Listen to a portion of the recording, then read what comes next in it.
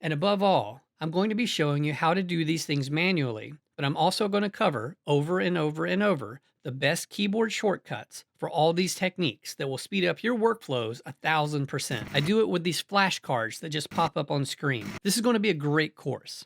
I wanted to show you a quick technique for creating a spot color image. First, you have your regular background layer. Just going to go up to add a hue and saturation adjustment layer. And then we know that it defaults to master.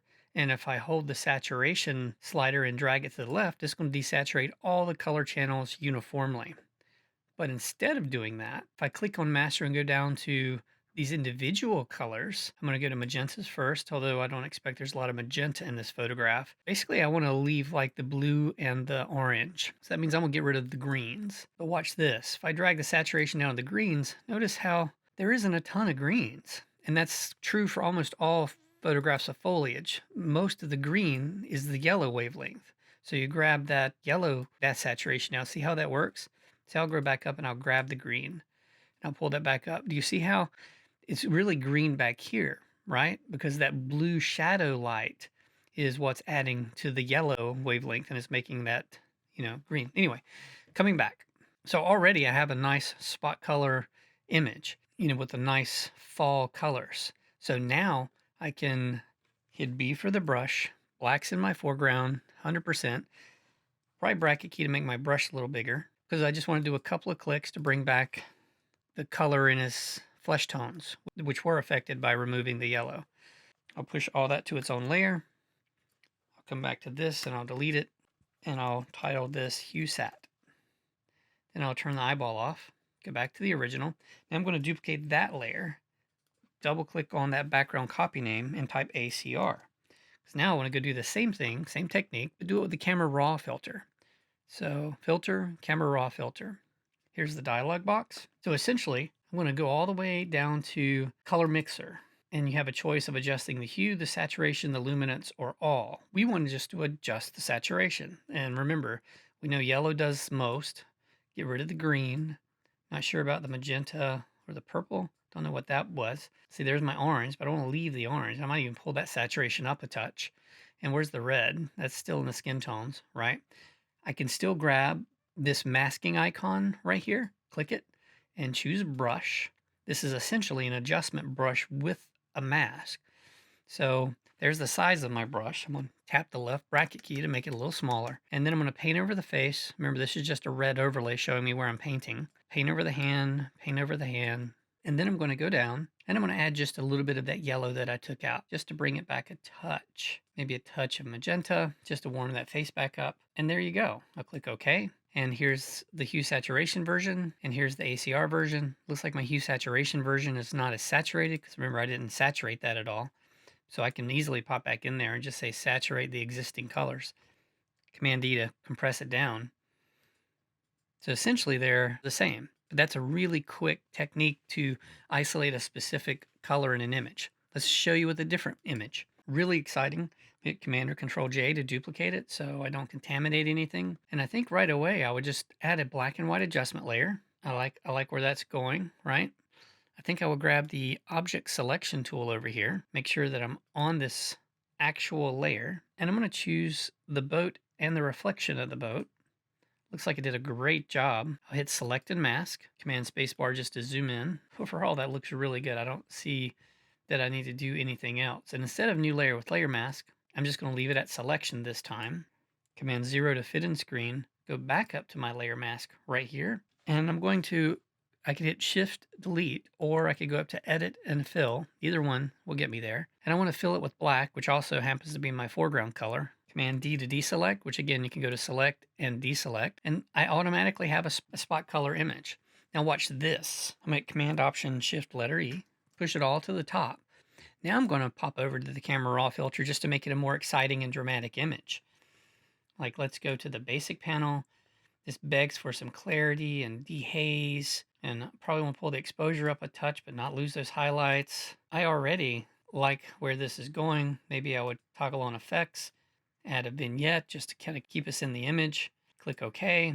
And so already we have another version we did in the Photoshop and the Camera Raw filter. So I can just toggle that off. So here is just the plain isolated one, right? Which again, I didn't do any of that fancy stuff, but I could still do some of it right here. I could just go back to the original layer and go to curves adjustment and just say, what would you do? It wants to make stuff brighter. I know that I want stuff to have more contrast, so maybe the preset will help. What if I added strong contrast? That looks really nice, but I feel like it made this area just a little too dark, right? So what if I were to select that, add another curves adjustment layer with that mask? Because remember, when you have an active selection and you toggle on any of the adjustment layers, it will automatically load the adjustment layer and make the mask for you, adjusting to your selection. So I could grab in the middle and just bring that up a little bit. Just ultimately, I want the mountaintops to be just a little brighter, and I could drag just the mountains to taste because of this built-in mask. And then here is the one that we did. So then you think, well, which do I like better? Well, quite honestly, I think we could get here with these Photoshop adjustments, but quite honestly, I like the one we did in Adobe Camera Raw, which is this one. It was just quicker, and we got a more pronounced effect right away. The reverse, where we wanted to remove a spot of color the easiest way. What if for your promotional ideas or your client, they said, hey, I need you to take these leaves and remove all the red. I just need green leaves. You can do that pretty quickly with Photoshop. Just add a hue and saturation adjustment layer. And right now, see my cursor? Instead of going into the master to manipulate the reds and the yellows and whatever weird balance they might be, just click on this targeted adjustment tool. And then, and you can see it's depressed, so it's activated. Now my cursor is an eyedropper, and I can click and drag to the left or right. Up and down doesn't do a lot. It just goes a little slower. But I don't want to desaturate the image, right? So I'm going to pick this back at 0. Now, I'm on a Mac, so I'm going to hold down the Command key. If you're on a Windows, just hold down Control and do the same click and drag left or right. Notice the hue slider is now moving. So now I can slowly pull this until the red shifts to the color of the green leaves. I can let go, and then I can click again on this variation of red. And I can drag until it's tastefully whatever type of green I want it to be. And do you see how we've quickly removed all of that green? Now, if we need to do a little more, I can always add a blank layer above that. B for the brush, hold down my option key and click on the green part that I really like to set it in my foreground color. Remember, I can do Shift Delete, or I can go down to Edit and Fill, and I can fill with the foreground color, and we already know how this works. This is outside your viewing area, but I'm gonna come all the way down to color. And actually, this might be a good one to try, soft light or multiply. I gotta say, I sort of like the multiply effect for having a kind of a varied uniform green applied. And then I would just come back with the levels adjustment layer and pull my whites back in. So now I have this super green foliage that we started from here. Isn't that amazing? With just a few layers, we're ready to go. And again, if this is too heavy-handed, you can always drag up the blacks to make it look a bit more real, because the color layer does tend to wash out colors. I can pull my midtones up just to make it even more dramatic. I can always lower the opacity of this layer. I can always lower the opacity of this color fill layer to make it not so extreme. It just depends on your end goal. I hope this has helped. Create a sepia tint on your images. And remember, a sepia tint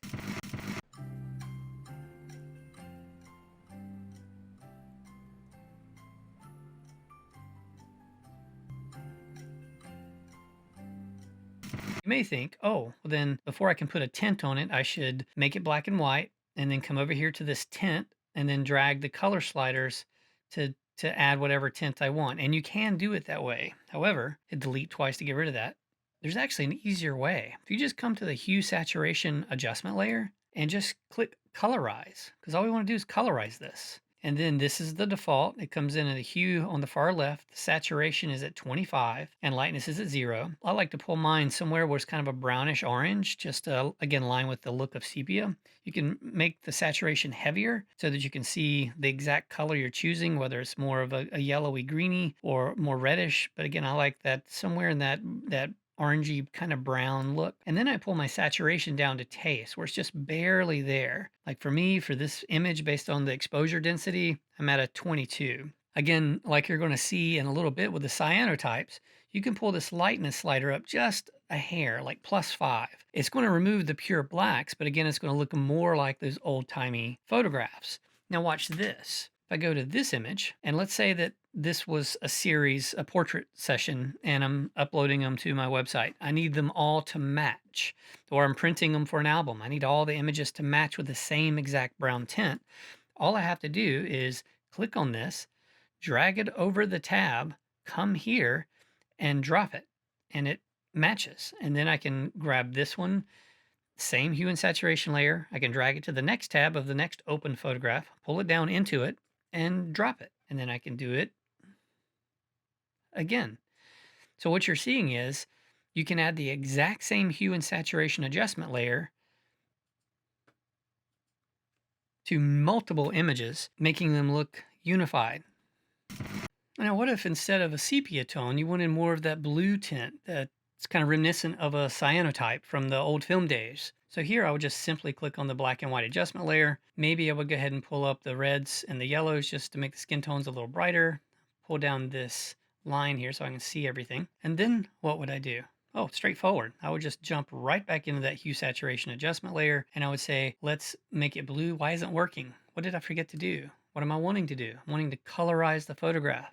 So let me click colorize and drag that over to blue, something like that. Now with this particular technique, I think it works really well. Pull up the saturation, but here I'm going to pull up the lightness and I'm going to break one of my own rules of having a complete tonal range because cyanotypes, part of the process was putting the print in a tray of bleach. So you typically didn't have pure blacks. Watch this. I'm gonna pull my lightness slider up just to get rid of those pure blacks. Do you see how that makes it feel correct? Whereas before it felt fake, just reads right to our eyes. And this is a nice look that you can apply to many images. So let's say we have this image that we want to apply that same look to. Now remember how you drug the one sepia layer from one image to the other? Well, you can drag multiple layers by command clicking on all the layers you want, whether it's 2 or 2000, clicking them, dragging them up to the image that you want to apply it to, dragging it into it, and dropping it. And look what it did. It automatically converted everything to black and white with all the same settings, and it converted this to a cyanotype with those hue, saturation, lightness settings that we adjusted. And what's better is they match. If you had another one of these images, so I can grab those same two layers, drag it over to the next image, drop it in, and this way on the website, on my Instagram stories, they're going to have the same color tinting. Really powerful technique for quick work that looks really unique. What about color fill layers? Let me show you. Let's come up to this photo filter adjustment, click it, and let's say I want to make this blue. So I'll click color, I'll choose color, and I'll come and choose blue, super saturated, click OK, drag it, and what are we doing? Do you see it how it's not affecting the white at all? So the filters will only affect parts of the image where there's some pixel information with white not counting as pixel information. Do you see how that's working? So that photo filter is not going to be a great technique for me. But what I can do is add a blank new layer. Remember, that's a transparent layer. I can double click over here on my foreground swatch. It's going to open up the color picker. Now I can pick blue. I can click inside. I can see my new blue. I think I want it just to be a very saturated blue. Click OK. I'm going to get off of that object selection tool. Go to the move tool. Now nothing happened because I haven't done anything but assign blue to my foreground. So I would need to go up to edit and fill. Again, shift delete or shift F5 if you're on Windows. What do I want to fill it with? I want to fill it with that custom foreground I just chose. Click OK. Boom. Looks beautiful, right? No, it doesn't. But that's a blend mode thing. Darken. Like it. Multiply. I also like it. Color burn. Nope. Linear burn. Maybe. Darker color. Gives a little bit of that washed out cyanotype look we were playing with earlier. Lighten, that's a really neat graphic effect. Screen, color dodge, linear, lighter, overlay. You should do this multiple times with multiple images. Like I sort of like where that's going for a specific design look. I'm down to difference. Here's exclusion, subtract, divide, hue, saturation, color, luminosity. Those are the ones outside the recording area. So there's so many new and cool variations to this, but I think the direction I want to go is more this direction where I've added blue to the background. I've let it tint the edges of the silhouetted subject, which it would do naturally if I just had a big blue LED light back there. And this is the look I'm going for. And I wanted to show you how you can quickly get there as opposed to trying to do things with masks. Because watch this, I'm gonna turn that off, right? I'm gonna go back to this background layer.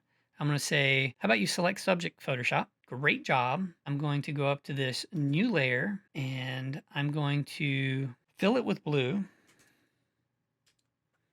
And I'm gonna add a layer mask. Well, that didn't quite work in the right area, right? No, it didn't. So I'm gonna select this again and fill it with blue again. And that filled everything with blue, but now it's just filling the person. So now I need to come on this and invert it. Okay, now I've got blue in the background, but it's not contaminating in a realistic way the edges of my subject. We can see my selection's not that perfect. So that's sort of my point. There are some times where you want to stay away from selections. And whenever you can, let blend modes do the work for you. What if you had one of your older black and white images that you wanted to colorize or you needed to for a design client? All you have to do is go over to filter and go down to the new neural filters. And I say new, they've been here for a few years. Pull this in so you can see it. So I want to toggle on the colorize. I've already downloaded it. If you haven't downloaded it yet, you might see this little cloud with a downward arrow, but I've downloaded the colorize already. So I'm gonna click colorize. The blue box is gonna populate. And look what I did. I literally did nothing.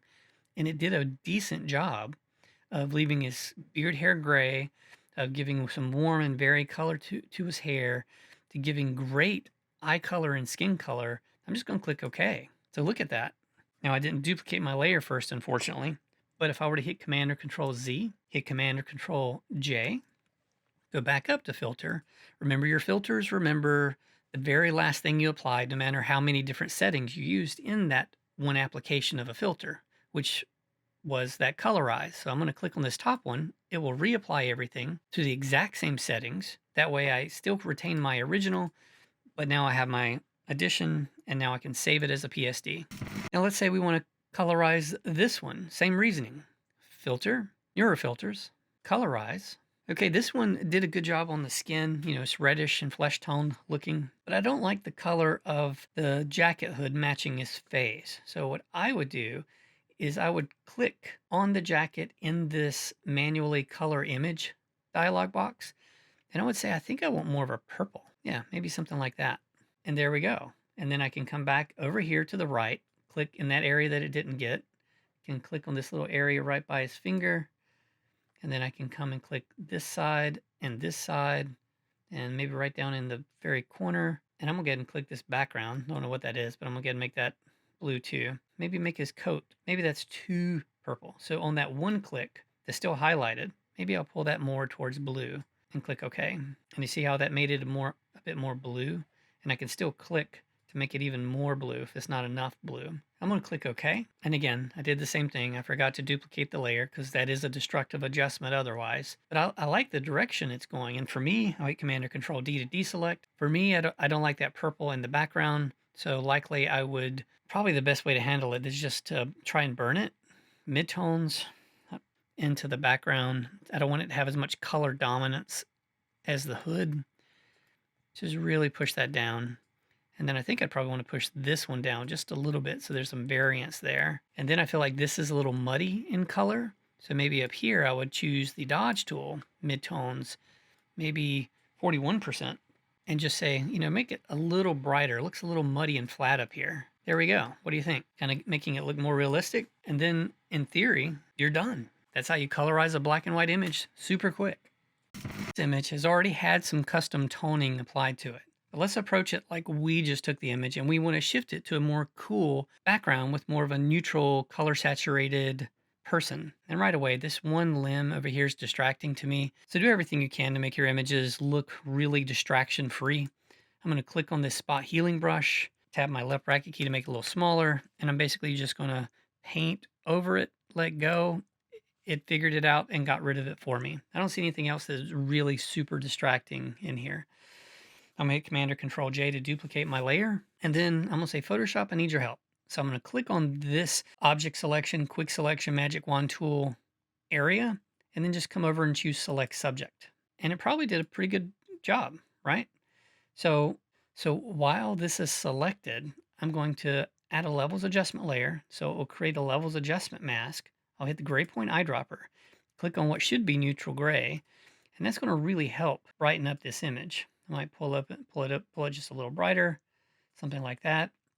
It looks like with the original edit that I've lost too many of the colors. So if I want to make it more red, I either need to, probably I would just go into color balance and just try to make things a bit more red and more yellow, a little more red, something like that.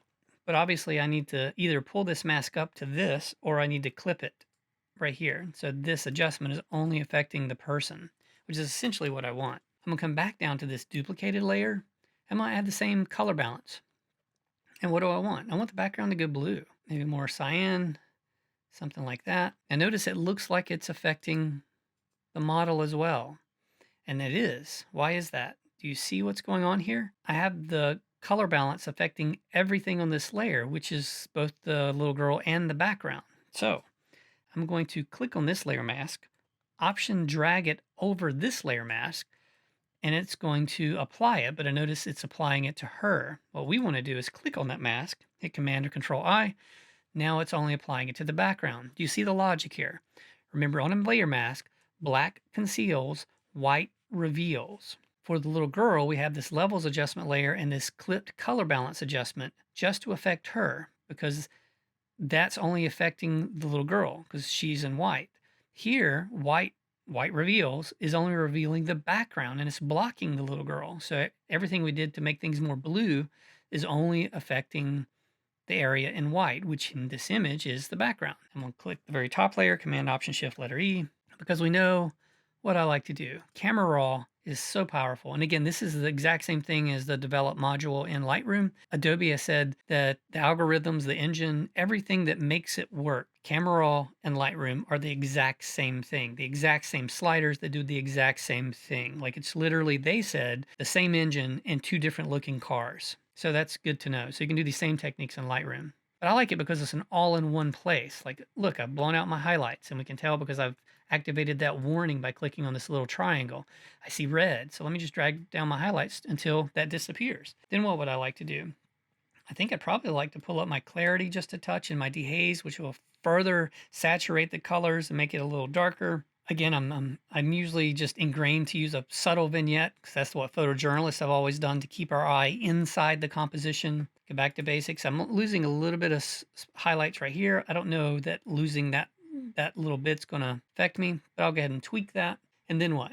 Maybe I'd like to make her just a little bit brighter in her face. So I grab this masking icon, choose brush. I'm going to paint over her face, maybe right down through here, a little bit on the hat. And remember that red overlay is just to show us where we painted. It disappears as soon as we make an adjustment. I'll scroll down to light and just say, make her face not crazy bright, right? Not too dark. I just want to make it just a little brighter. Like what is that? That's a half of a stop brighter, just to give us a little bit more impact on her. Click OK, and let's see where we started. Option click on the original. This is where we were. Again, a really nice treatment. But for me, for the thing I was going for is I wanted to look very cold and have a focus on her, which I think we did wonderfully for a nice color treatment. Again, treating the subject and the background differently. Total range of tones from white to black. I'm going to cancel out of that.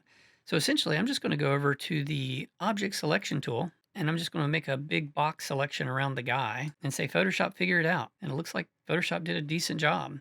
I'll do select and mask, maybe refine hair, see what it does, see if it makes anything better. You know, I don't think it's doing perfectly nice around here. And sometimes that's an issue with the object selection. I'm going to cancel. Command D to deselect. I'm going to go a different route. Instead, I'm just going to click select subject and see if Photoshop does a better job. See how much better of a job it did around the edges? Sometimes it does. Now I'll hit refine hair. Looks like it did a better job on the hair areas. I'm going to output to a new layer with layer mask. Click OK. There we go. So I'm going to toggle that back on. Now I can make my background, what? Probably a more saturated color and darker. So I would just add a levels adjustment layer and pull the midtones to make it darker. You know, that already looks great. And now with this guy, I can add a levels adjustment layer and I can make him just a little brighter. Now remember, it's going to make everything brighter unless I hold down the Alt or Option key and clip it to that layer. So now I have the ability to make him as bright as I want. So it's just, again, to taste, so it doesn't look fake. But, you know, if I might want it just a little brighter, but maybe more contrast, something like that. Maybe I like that in his beard, so I'm gonna pull it heavy for his beard, but I don't like what it's doing to his face. So I tap B for the brush. I want to tap X to get black back in my foreground. And I don't want to change it at 100%. Maybe I want 50% of this adjustment I've made. Right bracket key, and I'm just going to click on his face. Oh, nothing's happening. Why? Well, remember, these settings are sticky. It's going to remember the last thing you did, and the last thing I did was use an overlay blend mode on my brush. This needs to be on normal. So when I click, click, click, I just made him a little brighter, made the background darker, and gave a lot more contrast and detail to his beard. That's how quickly you can tweak an image and shift the colors to give your image a bit more dominance. So now the assignment is to make a creepy movie poster. One of the quickest ways to color grade a video, an image, is to go up to the color lookup table, which is this adjustment layer right here. And it's going to load this in the properties panel. I'm going to pull this up because I always need more layers anyway. Now the very first one, the 3D LUT file, if you click that downward pointing arrow, it's going to give you a ton of presets. I like Foggy Night. You should go experiment and look at all of these. I'm going to go back and, ooh, horror blue. I'm making a horror poster. How perfect is that? I think that's a great direction. Let's add some text. Go to text. I'll drag a box out and I'm going to tap in all caps by hitting the caps lock key. And I'm just going to type HANNABELLE. And I can't see it very well. I'm going to select it and drag up my font size with the scrubby slider. V for the move tool, kind of slide it somewhere about right in here. I think looks nice. Now I'm going to hold down the Alt or Option key and click on the text and drag down. It automatically duplicated it, making a copy over here in my layers panel and right here. So now I can just double click on that text and toggle off caps lock and do ANNABELLE, Annabelle's sister. Now my text disappeared. You can see that little plus symbol right here. I'm in Command or Control A to select all the text and say, let's just make that text a little smaller. I want it to not compete with the text above it. I just want it to be in the same family. So now what? I can't see the text, right? And that's going to be a bit of an issue. But I also know that I don't like how bright this whole area is on the left. So let me come back over to the background, and then I'm going to add a blank new layer by this icon right beside the trash can. I'm going to come and choose the gradient. And if yours didn't populate automatically with black to white up here in the gradient, it's probably because you don't have black to white in your foreground. So watch, I'll choose red for my foreground. Do you see how my gradient's red to white? So if you have this situation, all you have to do is hit the letter D and it automatically resets your foreground background swatches to black to white, which are the default colors. If you still don't see it, it means you're not on this basic area. So hit the disclosure triangle, hit the disclosure triangle for the basics, and make sure you selected this first one. That's going to fix everything. I'm going to click outside to make it disappear. And you saw how the gradient worked. If I click and drag, it's going to give a long diffusion. Now look, it has a blue tint.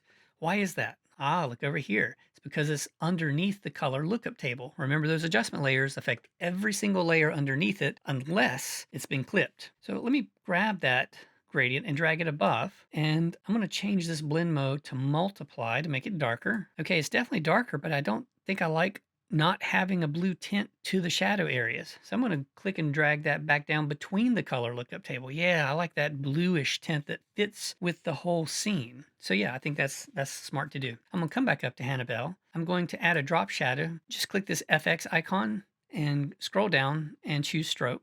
Nope, I don't want stroke. Don't know why I said that. I'll uncheck stroke. And then I'll check drop shadow, but I also need to select it. Okay, I like where that's going. Maybe have it coming from this direction. Remember, you can click and drag the shadow wherever you want. If you ever have some bizarre design idea that you need the shadow somewhere else, you can quickly do it there or drag here. I like the distance. I like the size. I'm just trying to make it pop out a touch more. I'll click OK. Now I need it applied to Annabelle's sister as well. So all I have to do is hold down the Alt or Option key, which duplicates and copies anything you touch in Photoshop. So I'm going to click on the effects, drag it up to Annabelle's sister, let go, and it automatically copied it. I like the direction that's going. Now, you are also supplied a movie credit. So click on that background layer, drag it over to the tab at the top for the layer you want to drop it into, pull it down into the image, and let go. I'll hit Command or Control T to resize that a touch. Maybe that was too much, something like that. Enter. Now what do we want? Do we want this harsh black when we don't have a harsh black anywhere in here except for this drop shadow? No. So let's use our blend modes. What blend mode will remove black and keep white without me having to go in and select stuff? That's right, the screen mode. Now watch what it did. Got rid of the blacks, but if I zoom in, you see how there's a little bit of a line right there? So if you ever get a line or it's not quite perfect, it just means everything wasn't perfectly black. But we can fix that. Hit Command or Control L, brings up your levels dialog box, which remember, this is the destructive edit, but we don't care. We just want to make this line disappear. So if I say whatever you think is black, make more things black. Watch it disappear. See it disappear? I'll pull in my whites just to make sure my text is crisp. Click OK. That line is gone. Command 0. Boom. Now what? Well, now the white of the text is jumping out because I'm above the color lookup table. So I'm going to click and drag that below the color lookup table. It's going to give it that blue tint, which I really like. I'm going to hit C for the crop because I believe everything can be fixed or improved by cropping. So I'm going to crop into her hair just a touch. I think I'm going to come up just a touch. Hit enter. I'm going to tap again because I didn't like that little white line up there. Oopsie. Just come in a little. Tap enter. Okay, I like where this is going. From a design standpoint, I definitely feel like there's some dead space right here. So I think what I would do is just grab the text icon, grab a box. It's going to automatically fill with lorem ipsum as a placeholder, but I'm going to make the size of it super small because I want small text here. I'll hit Command or Control C to select it. Copy it. I mean, it was already selected. And then I'll hit enter and then Command V to paste it. Because basically I'm saying just fill this area up with some text. Because I feel like some text should be there, but I don't know what it's going to be yet. I'll hit Command A because I think it should be even smaller. I can tap the commit check mark up here. V for the move tool. I can kind of move it wherever I need to move it. All right, so now what? Now just look at it. Okay, I like the direction we're going really quickly. But we need some more editing on this, right? Because we haven't really done anything significant. Now we just need to tweak this overall image. So the way I'm going to do it is I'm going to click the very top layer, Command Option Shift letter E to duplicate it so I can pop over to the Camera Raw filter. So right away, definitely want to put in some clarity, some dehaze. Let's make the vibrance not crazy, but let's just, actually, let's go the other way. I think it looks even creepier with a negative vibrance. Let's vignette it a bit to really keep us in. Make sure she pokes out a bit more. Go back up to the basic. Pull up the exposure just a touch. No, I'm going to pull that down, but I'm going to pull the shadows up just for a little bit more detail. I think that looks horribly creepy. I'm going to click OK. Now, what did we do? Well, that vignette I think is perfect for the image, right? And I think it's okay that it's affecting the text here and the text here because we don't much care about that. But we do care about this Hannibal and Annabelle sister text because that's what's going to sell the movie. So I would click those by command clicking on each layer, hold down the Alt or Option key, and drag it above so that way it will have no vignette hitting it or none of the stuff we did in Camera Raw. Watch this. Boom. That immediately made it pop out so that you really see it. I think this is a good place to stop.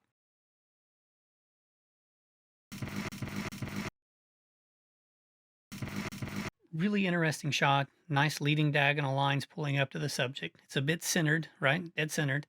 So maybe we want to tweak that a bit. So if I just hit crop, click inside to activate the crop and pull this out a little bit, maybe to here, and then just make sure content aware is checked and then click enter or return. Photoshop will figure out what to put in that white area, and it's already done it. I only see a couple little problems. Notice how I got some of the blurry stuff from the foreground and put where it shouldn't be blurry.